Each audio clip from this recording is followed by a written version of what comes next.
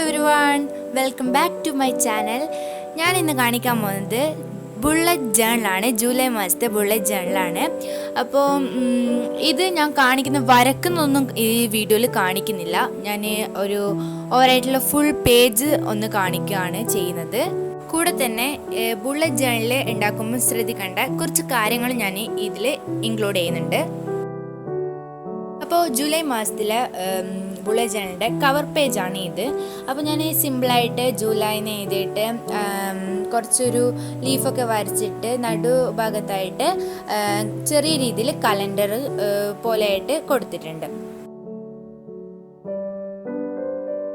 Next ഞാൻ കൊടുത്തിട്ടുള്ളത് ജൂലൈയിലെ കലണ്ടറാണ്. ചെറിയ രീതിയിൽ ബോക്സൊക്കെ വരച്ചിട്ട് കലണ്ടർ കൊടുത്തിട്ടുണ്ട്.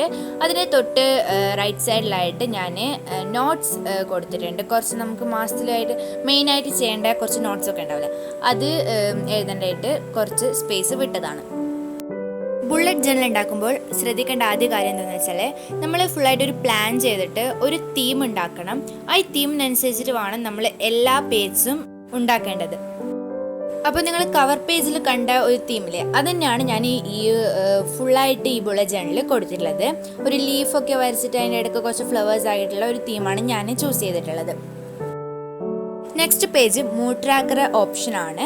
ഇത് എനിക്ക് ചെറിയതായിട്ടൊരു പാളിപ്പോയ പോലെ തോന്നി, കാരണം എനിക്ക് അത്ര ഒരു തൃപ്തിയായിട്ടുള്ള രീതിയിൽ ഞാൻ വരച്ചിട്ട് എനിക്ക് തോന്നിയിട്ടില്ല. പക്ഷേ എന്നാലും ഒരു ആവറേജ് കുഴപ്പമില്ലെന്ന് തോന്നി. അപ്പം നിങ്ങൾ മൂഡ് ട്രാക്കർ ഉണ്ടാക്കുമ്പം കുറച്ചും കൂടി നന്നായിട്ട് വലുതായിട്ട് വരക്കാൻ ശ്രമിക്കാം.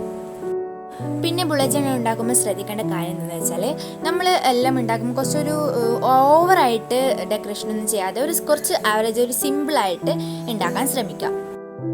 നെക്സ്റ്റ് പേജ് ഹാബിറ്റ് ട്രാക്കറാണ്. ഇതിൽ ഞാൻ കൊടുത്തിട്ടുള്ളത് exercise, online class, YouTube video and early wake up. അപ്പോൾ നമുക്ക് പുതുതായിട്ട് എന്തെങ്കിലും ശീലങ്ങൾ തുടങ്ങാനുണ്ടെങ്കിൽ ഈ ഒരു പേജ് നിങ്ങൾക്ക് വളരെ യൂസ്ഫുൾ ആയിരിക്കും. നെക്സ്റ്റ് പേജ് സ്റ്റുഡൻസിനൊക്കെ ഭയങ്കര ഹെൽപ്ഫുൾ ആയിട്ടുള്ള ഒരു ടാബിളാണ്. അപ്പോൾ ഈ ഒരു ടേബിൾ നമുക്ക് ഹോംവർക്കൊക്കെ ചെയ്ത് തീർക്കാൻ ഭയങ്കര ഹെൽപ്ഫുള്ളാണ്.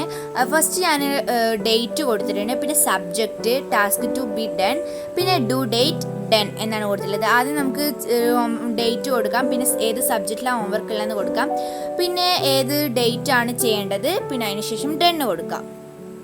അപ്പോൾ നെക്സ്റ്റ് ബുള്ളറ്റ് ജേണൽ ഉണ്ടാക്കുമ്പോൾ ശ്രദ്ധിക്കേണ്ട കാര്യം എന്താണെന്ന് വെച്ചാൽ നമ്മൾ സ്റ്റുഡൻസാണ് ഉണ്ടാക്കുന്നതെങ്കിൽ നമ്മൾ എന്തെങ്കിലും ഒരു സ്റ്റഡി പ്ലാനറുമായിട്ട് ബന്ധപ്പെട്ട എന്തെങ്കിലും ഒരു കാര്യം ബുള്ളറ്റ് ജേണലിൽ ഇൻക്ലൂഡ് ചെയ്യുക. ഞാനിപ്പം ഹോംവർക്ക് ടാബിൾ ഉണ്ടാക്കില്ലേ, അതുപോലെ നിങ്ങൾക്ക് സബ്ജക്റ്റായിട്ട് ബന്ധപ്പെട്ടതോ അങ്ങനെ എന്തോ ആയിക്കോട്ടെ, നമ്മളെ ടൈമായിട്ട് ബന്ധപ്പെട്ട എന്തോ ആയിക്കോട്ടെ, എന്തെങ്കിലും ഒരു സ്റ്റഡി പ്ലാനറുമായിട്ട് ബന്ധപ്പെട്ട് എന്തെങ്കിലും ഉണ്ടാക്കുന്നത് നല്ലതായിരിക്കും. പിന്നെ നമുക്ക് വേണമെങ്കിൽ സ്റ്റഡി പ്ലാൻ എന്ന് പറഞ്ഞിട്ട് സെപ്പറേറ്റ് ഉണ്ടാക്കാം, പക്ഷേങ്കിൽ ഇതിലും കൂടി ഇൻക്ലൂഡ് ചെയ്താൽ നമുക്ക് 2 സെപ്പറേറ്റ് വേണമെന്നില്ല. അപ്പോൾ എൻ്റെ വീഡിയോ ഇഷ്ടപ്പെട്ടിട്ടുണ്ടെങ്കിൽ ലൈക്ക് ചെയ്യാനും ഷെയർ ചെയ്യാനും കമൻറ്റ് ചെയ്യാനും മറക്കരുത്. പിന്നെ ആരെങ്കിലും സബ്സ്ക്രൈബ് ചെയ്യാത്തവരുണ്ടെങ്കിൽ പ്ലീസ് ഒന്ന് സബ്സ്ക്രൈബ് ചെയ്യണേ. അപ്പോൾ മറ്റൊരു നല്ല വീഡിയോ ആയിട്ട് വരുന്നവരെല്ലാവർക്കും bye. Thanks for watching my video.